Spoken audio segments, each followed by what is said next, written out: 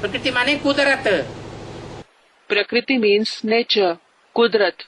आज की कुदरत तो हमको कितना दुख दे रही है। Nowadays, nature is giving us so much sorrow. भीषण अकाल पड़ता है, पानी नहीं, पानी की बूंद नहीं मिलती। There is severe famine and people don't get even a drop of water. बाढ़ आती है नदियों में, गांव के गांव बह जाते हैं। Rivers are flooded and many villages are swept away. भूकंप आते हैं, कितना नुकसान हो जाता है। Earthquakes occur and there is so much loss.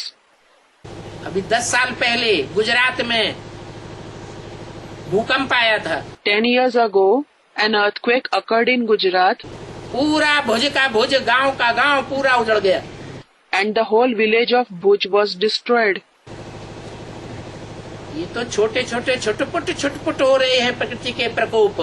These are the small calamities of nature that are taking place.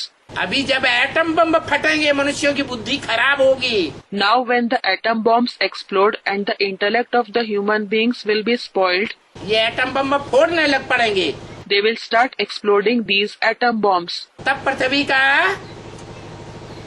डावाडोल होने शुरू हो जाएगा, बैलेंस बिगड़ जाएगा। Then the earth will become unsteady. It will lose its balance. और ढेर के ढेर भूकंप आवेंगे। And there will be many earthquakes. ये जो इधर उधर पहाड़ देखते हैं, ये पहाड़ ऐसे ही थोड़े ही बन गए हैं। The mountains that we see here and there were not simply formed. भूकंप आते हैं, जमीन के अंदर से गरम गरम ढेर सारा लावा निकलता है, आग की आग उगलती है जमीन। When earthquakes occur, a lot of hot lava comes out of the earth and the earth spits out fire. वो लावा का पहाड़ बन जाता है। That lava forms a mountain. तब ये पहाड़ तैयार हुए। It is then that these mountains have been formed. Himalaya पहाड़ देखो कितना ऊंचा बना हुआ है। Just see how high the Himalaya is. ये ऐसे ही थोड़ा ही बन गया है। It was not simply formed. इस पृथ्वी पर 2 बार विनाश बरपा होता है। Destruction takes place twice on this earth.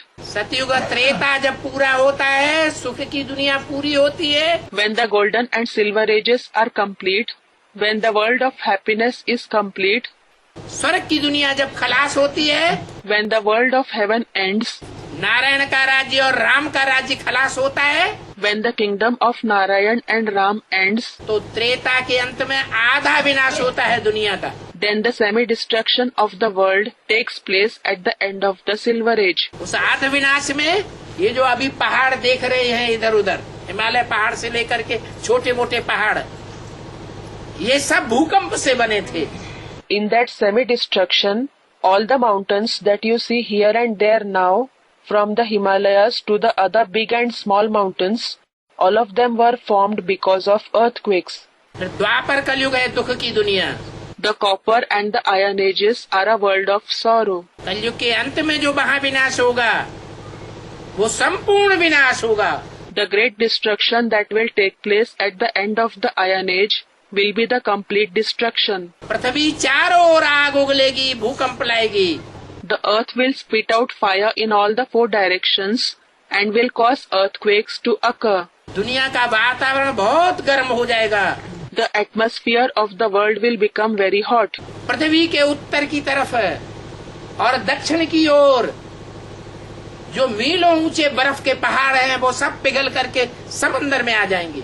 The many miles high mountains of ice in the north and the south of the earth will melt and merge into the ocean. समंदर का स्तर ऊंचा हो जाएगा।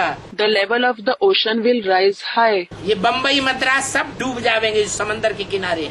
And the cities like Mumbai and Madras, which are near the ocean, will drown.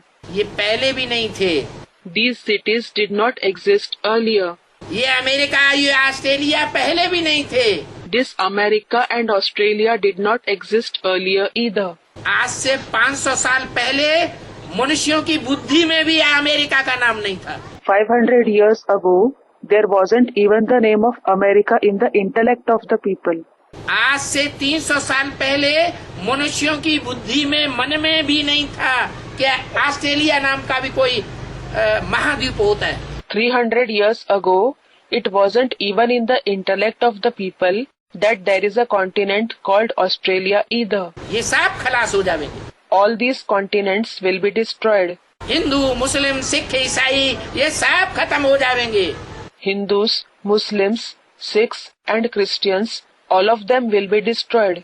सिर्फ अपन को आत्मा समझने वाली आत्माएं रह जाएंगी। Only those who consider themselves to be souls will survive. आत्म की स्थिति में रहने वाले देवताएं इस सृष्टि पर रहेंगे। The deities who remain in the soul conscious stage will stay in this world. जो आत्म की स्थिति का पहला पाठ पक्का नहीं करेंगे, इसे दुनिया के विनाश की विभीषिका में खत्म हो जाएंगे। Those who won't make the first lesson of soul consciousness firm will be destroyed in the frightening display of destruction in this world.